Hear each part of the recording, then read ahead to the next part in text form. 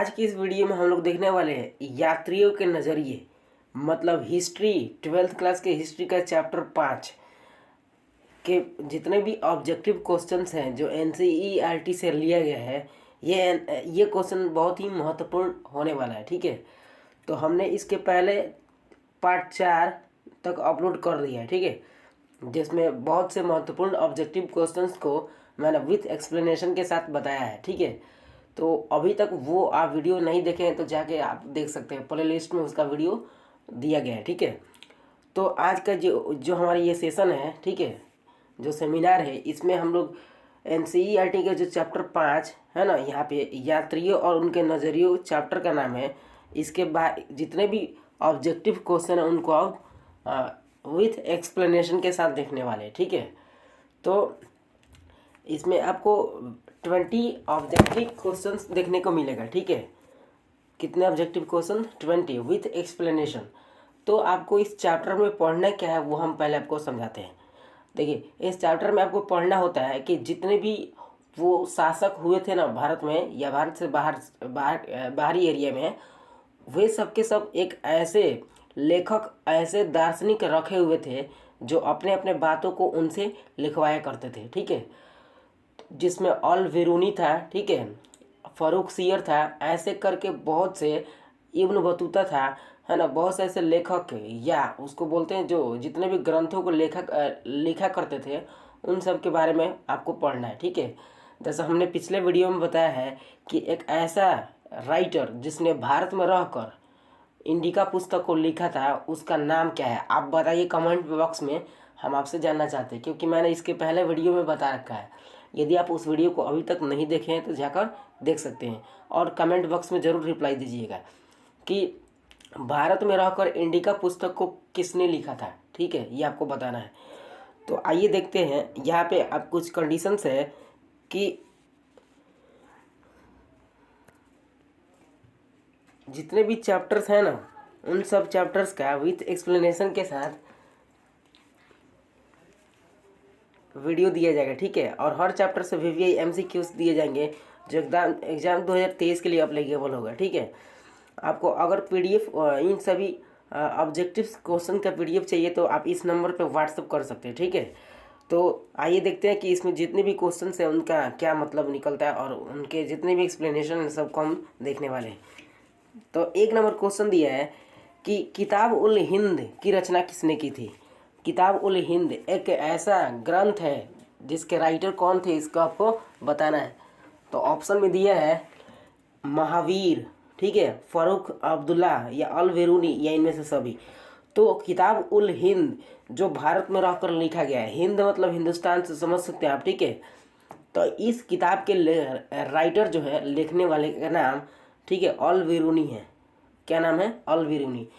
अल बिरूनी एक ऐसे व्यक्ति थे जो मतलब दूसरे देश से आए थे। ठीक है, अल बिरूनी, और ये भारत में रह के, है ना, किताब उल हिंद की रचना की थी। ठीक है, अगर अल बिरूनी की पूरा नाम की बात की जाए तो उनका पूरा नाम था अबू रेहान मोहम्मद इब्न अहमद था। ठीक है, जिनका जन्म हुआ था मध्य एशिया स्थित उज्बेकिस्तान के ख्वारिज्म में है। ठीक है, कहाँ हुआ था?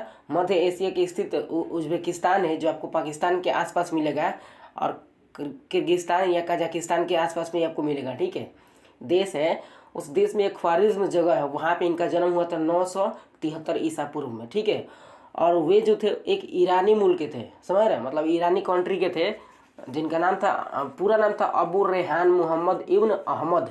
ठीक है, इनका नामों एक छठी का है लग रहा है। ठीक है, मतलब जितने भी यहाँ पे आपको लेखक मिलेगा ना, सबका नाम लम्हर लम्हर है। ठीक है, बड़ा बड़ा है यहाँ पे। तो किताब उल हिंद जो लेखक है, इनका रचना क्या है? अल बिरूनी है। इसलिए एक नंबर का करेक्ट आंसर ऑप्शन क्या हो जाएगा? सी हो जाएगा। ठीक है, ये एकदम मोस्ट इम्पॉर्टेंट ऑब्जेक्टिव क्वेश्चन है। ठीक है, क्योंकि इसको हमने एनसीईआरटी से को रिलेट करके बनाया हुआ है। ठीक है, अब क्वेश्चन नंबर अगर 2 की बात करें तो 2 नंबर क्वेश्चन कह रहा है कि किताब उल हिंद की रचना किस भाषा में हुई थी? अब देखिए, जितने भी ग्रंथ होते हैं या कोई भी बुक्स होता है, उन बुक्स का एक इंडिविजुअल क्या होता है? लैंग्वेज होता है, भाषा होता है। ठीक है, जिसमें उस किताब को, उस ग्रंथ को उस भाषा में कन्वर्ट करके बनाया जाता है। ठीक है। तो इन द सेंस में आपको बताना क्या है कि किताब उल हिंद जो था इसकी रचना किस लैंग्वेज में की गई थी।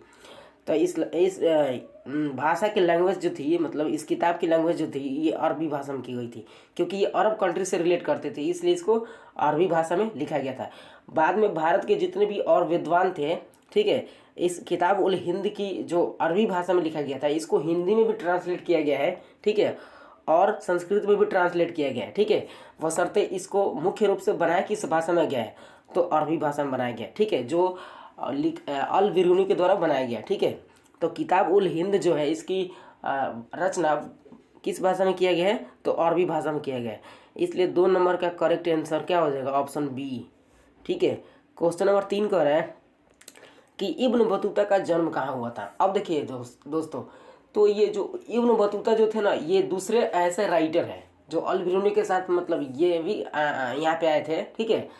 अब इब्न बतूता की अगर बात करें तो इब्न बतूता जो थे ना, ये अल बिरूनी के बाद दूसरे ऐसे भारत में आने वाले यात्री थे, ठीक है। समझ रहे हो क्या, दूसरे वाले मतलब क्या बोलते हैं, उनका नाम क्या था, अल बिरूनी जो थे, ठीक है। अल बिरूनी के बाद ये दूसरे इब्न बतूता भारत में यात्रा के तौर पे यहाँ पे आए थे, ठीक है। उनका वास्तविक नाम था अबू, ठीक है, अबू अब्दुल्लाह मुहम्मद था, समझ रहे ना, अबू अब्दुल्लाह मुहम्मद था, ठीक है यहाँ पे। और अगर बात करें इनके बर्थ की, तो इनका बर्थ हुआ था 24 जनवरी 1304 को, ठीक है, 24 जनवरी 1304 को हुआ था, ठीक है। इब्न बतूता का जन्म होता है 24 जनवरी 1304 ईस्वी को, ठीक है यहाँ पे। तो इसलिए क्वेश्चन नंबर 3 का करेक्ट आंसर ऑप्शन ए हो जाएगा। 24 जनवरी 1304 को हुआ था, ठीक है यहाँ पे। क्वेश्चन नंबर 4 कह रहा है कि travels in the Mughal empire, यात्रा वृतांत किसने लिखा था। Travels in the Mughal empire, देखिए भारत में जब मुगलों का सत्ता चल रहा था ना, तो उस समय एक ऐसा लेखक जो मुगल के साथ साथ रह के मुगल की जितनी भी शासन व्यवस्था था, ठीक है, जिसमें अकबर बाबर हुमायूं वगैरह जितने भी अथी थे, ठीक है, इनके शासन काल में रह के उसने क्या लिखा था, ग्रंथ को लिखा था, ठीक है, यानी यात्रा वृतांत लिखा था, समझ रहे हैं ना। तो वो लिखा था बर्नियर ने, कौन लिखा था जी, बर्नियर। तो 4 नंबर का करेक्ट आंसर ऑप्शन डी हो जाएगा, ऑप्शन डी। क्वेश्चन नंबर 5 कह रहा है कि किताब उल हिंद ग्रंथ ने किस धर्म की सामाजिक व्यवस्था का उल्लेख मिलता है। किताब उल हिंद जो अल बिरूनी के द्वारा लिखा गया है ना यहाँ पे, तो उस ग्रंथ को हमने भाषा भी बता दिया क्या है, तो वो अरबी भाषा में लिखा गया है, बाद में उसको हिंदी और संस्कृत में भी ट्रांसलेट किया गया है। बशर्ते यहाँ पे बताना है कि किताब उल हिंद जो है, जो अल बिरूनी के द्वारा लिखा गया है, इस किताब में भारत के किस जाति का उल्लेख किया गया है, ठीक है, इस किताब में किस जाति व्यवस्था का उल्लेख किया गया है। तो इस किताब में मेनली इस्लाम धर्म के सामाजिक व्यवस्था का उल्लेख किया गया है। जो भारत में इस्लाम धर्म का प्रचार कैसे था, कैसा उनका जरिया था, कैसा उसका मतलब रहन सहन था, इन सब का उल्लेख भारत के यहाँ पे किताब उल हिंद की किताब में, ग्रंथ में, ठीक है, अल बिरू ने इसका चर्चा किया, ठीक है। तो 5 नंबर का सही आंसर ऑप्शन ए हो जाएगा, ठीक है, ऑप्शन ए।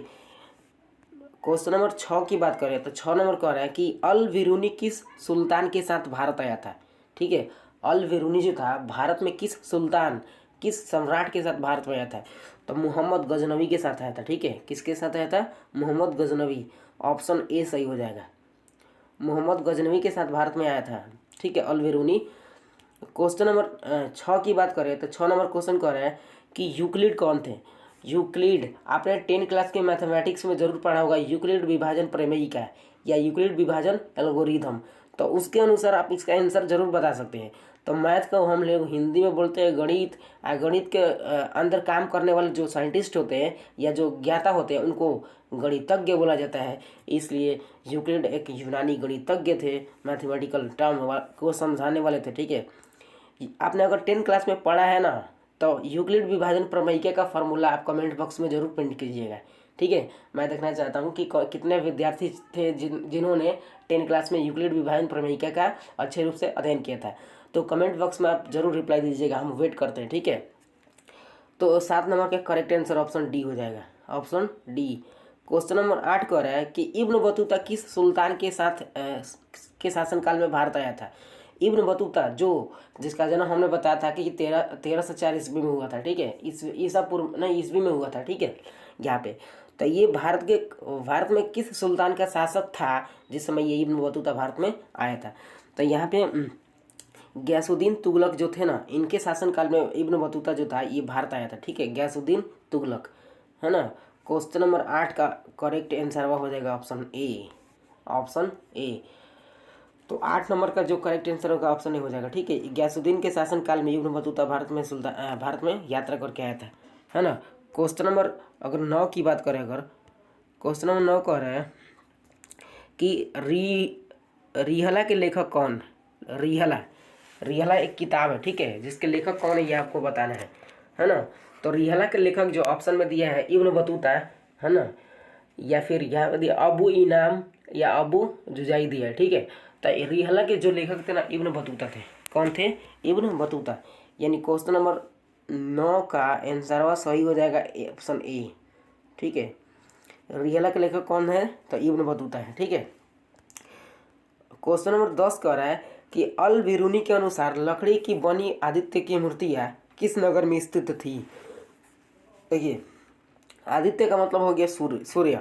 लकड़ी का जो सूर्य की मूर्ति बनाई गई थी ये किस नगर में मतलब बनाई गई थी यहाँ पे अल बिरूनी के अनुसार, ठीक है। तो लकड़ी की जो मूर्तियाँ बनाई गई थी वो यहाँ पे मुल्तान में बनाई गई थी। कहाँ पे बनाई गई थी? मुल्तान में। इसलिए 10 नंबर का करेक्ट आंसर ऑप्शन बी हो जाएगा, ऑप्शन बी। क्वेश्चन नंबर 11 कह रहा है कि इब्न बतूता के अनुसार तराबबाद किस प्रकार का बाजार था, ठीक है। इब्न बतूता के अनुसार तराबबाद किस प्रकार का बाजार था? या देखिए, बाजारों की सिस्टम्स का विवेचना करते हुए कुछ ऐसे इब्न बतूता ने बताया है, ठीक है, कि तराबबाद बाजार था ये, इसमें किस तरह की चीज़ों को मतलब व्यापारी को बेचा करते थे, ठीक है। तो तराबबाद जो थी मतलब यहाँ पे बाजार का प्रकार था वो गाना गाने वाले व्यक्तियों का था। किसका था? गाना गाने वाले व्यक्तियों का, ठीक है। यानी 11 नंबर का करेक्ट आंसर ऑप्शन डी हो जाएगा, ऑप्शन डी। क्वेश्चन नंबर 12 कह रहा है कि वर्नियर ने शिविर नगर किसे कहा? वर्नियर जो थे ये भी एक ऐसे मतलब क्या बोल सकते हैं उनको, लेखक राइटर है ना। उन्होंने शिविर किसको कहा, किस नगर को कहा उन्होंने, ठीक है। तो 12 नंबर को मैं दिया राजधानी को, कि व्यापारिक केंद्र को, या मुगल कालीन नगरों को, या शिल्प केंद्र को। शिल्प केंद्र को उन्होंने क्या कहा? तो शिविर नगर कहा था। किसको कहा जी? शिल्प नगर को। यानी 12 नंबर का सही आंसर हो जाएगा ऑप्शन डी, शिल्प नगर को, ठीक है। क्वेश्चन नंबर 13 कह रहा है कि निम्न में कौन जौहर प्रथा का उल्लेख अपनी पुस्तक में करता है? अब जौहर प्रथा क्या है समझाते हैं आपको। आप जब 1857 की क्रांति पढ़िएगा ना आधुनिक इतिहास में, इतिहास के अगले कालखंड आधुनिक मॉडर्न हिस्ट्री में, ठीक है, तो उसमें आपको 1857 की क्रांति में ये सबसे मेन कारण यही देखने को मिलेगा। जब अंग्रेज भारत में एंट्री किए ना तो उन्होंने भारत में पहले सती प्रथा यानी जौहर प्रथा का उल्लेख मिलता था, ठीक है, यहाँ पे चलता था। तो अंग्रेज जब एंट्री किए तो अंग्रेज ने इस पे क्या कर दिया? प्रतिबंध लगा दिया, ठीक है, जिसकी वजह से भारत में 1857 की क्रांति बहुत बेजोड़ एकदम घमासान तौर पे हुई थी, ठीक है। तो जौहर प्रथा में क्या किया जाता था कि अगर किसी स्त्री का हस्बैंड मर जाता था ना तो उस हस्बैंड के साथ उस स्त्री को भी अग्नि के चिता पर क्या करना पड़ता था? लेटना पड़ता था ना, है ना।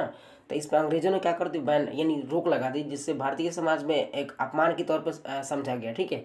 और भारत के जितने भी लोग थे इन सब का विद्रोह करने के लिए 1857 की क्रांति उखाड़ दी एकदम, है ना, यहाँ पे। तो कह रहे कि निम्न में कौन जौहर प्रथा का उल्लेख अपनी पुस्तक में करता है? यानी एक ऐसा व्यक्ति जिसने अपने पुस्तक को तो लिखा था और उसी पुस्तक में, ठीक है, जौहर प्रथा का उल्लेख करता है, ठीक है, यहाँ पे। तो ऑप्शन में दिया मेगास्थनीज, ठीक है। ऑप्शन 2 दिए हैं इब्न बतूता, अल बिरूनी, इनमें से सभी। तो इब्न बतूता ही है जिसने किताब उल हिंद नामक एक पुस्तक में जौहर प्रथा या इसको सती प्रथा के नाम से भी जाना जाता है उसका ये लोग उल्लेख उसमें करता है ये, ठीक है। तो 13 नंबर का correct answer option C, option C हो जाएगा, ठीक है, ऑप्शन नंबर सी सही हो जाएगा। अब कह रहा है कि इब्न बतूता अपनी यात्रा विवरण लिखा था किस भाषा में, ठीक है। इब्न बतूता जो था ये अपनी यात्रा विवरण मतलब इब्न बतूता जो भारत और इसके बीच जब यात्रा किया था तो उसने अपने यात्रा वृत्तांत को किस लैंग्वेज में लिखा था, ठीक है। तो वो लिखा था अरबी भाषा में, चूंकि ये अरबी कंट्री का था इसलिए इसने अरबी भाषा में लिखा था, ठीक है। इसलिए क्वेश्चन नंबर 14 का करेक्ट आंसर ऑप्शन डी हो जाएगा। क्वेश्चन नंबर 15 कह रहा है कि इब्न बतूता का संबंध किससे था, ठीक है, किससे था, तिब्बत से कि चीन से कि मोरक्को से, या इनमें से सभी से। तो इब्न बतूता का जो संबंध था ये मोरक्को से था, ठीक है, किससे था, मोरक्को से। तो 15 नंबर का correct answer option C, Morocco से था इसका संबंध। क्वेश्चन नंबर 16 कह रहे हैं कि मध्य एशिया के रास्ते होकर इब्न बतूता सन 1333 में, ठीक है, स्थित किस मार्ग से होते हुए आता है। इब्न बतूता मध्य एशिया में इसका घर था मेनली, ठीक है, मतलब जहाँ पे कहे तो ये मध्य एशिया के रास्ते से होकर इब्न बतूता 1333 में किस मार्ग से होकर आता है, तो लाहौर मार्ग से होकर आता है, क्योंकि पाकिस्तान में ये पड़ता है, ठीक है, और पाकिस्तान के जस्ट बाद भारत है। तो पाकिस्तान में जो लाहौर है इस मार्ग से आते हुए भारत में एंट्री करता है इसने, ठीक है, 1333 में। तो आंसर नंबर क्या हो जाएगा, सी, ठीक है, 16 नंबर का करेक्ट आंसर ऑप्शन सी हो जाएगा। क्वेश्चन नंबर 17 कह रहा है कि किस यात्री को यात्रियों का राजकुमार कहा जाता है। यात्रियों का राजकुमार कहने का सेंस है कि ये बहुत बार बिन बुलाए मेहमान भारत में एंट्री करता है, यानी कहीं ना कहीं इधर उधर जाते रहता है। यानी यात्रियों का राजकुमार कहने का मतलब है कि बहुत बार इसने क्या किया हो, यात्रा किया हो, ठीक है।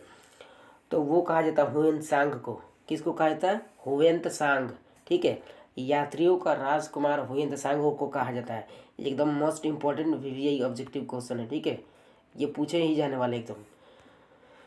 तो 17 नंबर का correct answer option C, option C. Question number 18 कह रहे कि हुएन सांग की यात्रा वृत्तांत का नाम क्या है। हुएन सांग जब यहाँ पे यात्रा किया था, जिसको यात्रियों का राजकुमार बोलते हैं, इसके यात्रा वृत्तांत का नाम क्या है, तो सी क्यू की नाम है। क्या नाम है, सी क्यू की। 18 नंबर का करेक्ट आंसर ऑप्शन बी हो जाएगा, सी क्यू की, ठीक है।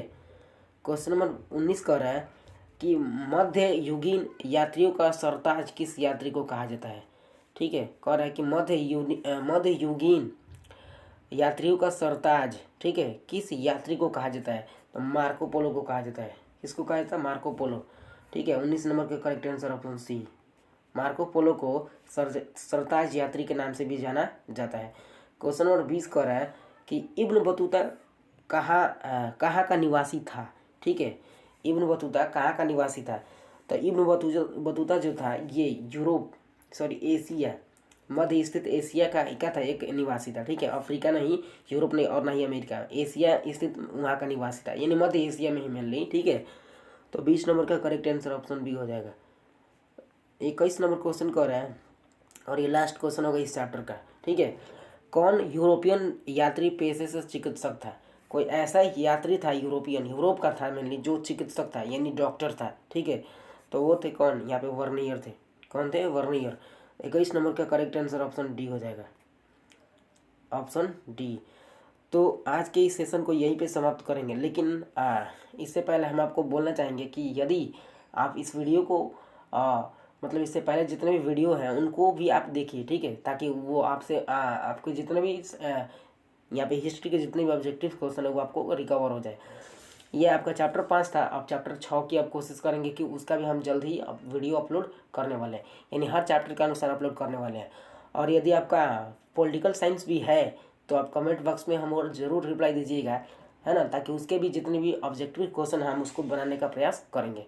तो जिनका जिनका पॉलिटिकल साइंस है या जो भी सब्जेक्ट लिया वो हमको कमेंट बॉक्स में ज़रूर रिप्लाई दीजिएगा, ताकि उसको हम बनाने का प्रयास